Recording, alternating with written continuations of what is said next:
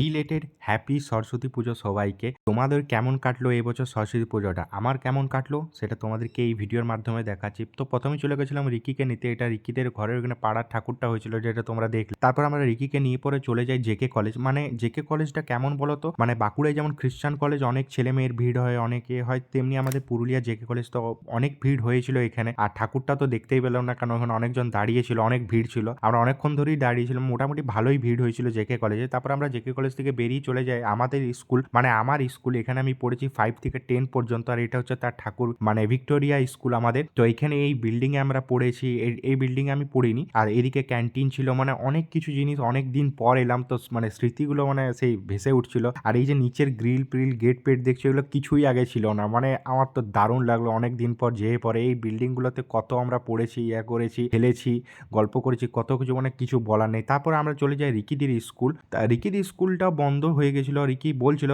যে আমরা যখন করতাম তখন অনেক কিছু হতো, অনেক বক্স গান বাজনা অনেক কিছু, এখন ফাঁকা ফাঁকা। তো ওখানে তো বেশি কিছু দেখানো ছিল না। তো তারপরে আমরা চলে যাই নেতাজি স্কুল। এখানে আমি 11 আর 12টা পড়েছি, ঠিক আছে। তো এখানেও প্রায় অনেক ভিড় ছিল, বিশ্বাস করে। এখানে সব থেকে বেশি ভিড়টা ছিল জেকে কলেজের পর। আমরা যদি সব থেকে বেশি কোথাও ভিড় দেখলাম এখানে। আর এটা হচ্ছে ওখানকার ঠাকুরটা খুব সুন্দর করেছে। আর এটা ছিল রিকিদের কলেজ, যেখানে রিকি আইটিআই করেছিল, সেই কলেজের এখানে এটা। আর এগুলো দেখো কত সুন্দর করেছে। তোমাদের যদি ভিডিওটা কিছু ভালো লেগে থাকে তাহলে লাইক করে দিও।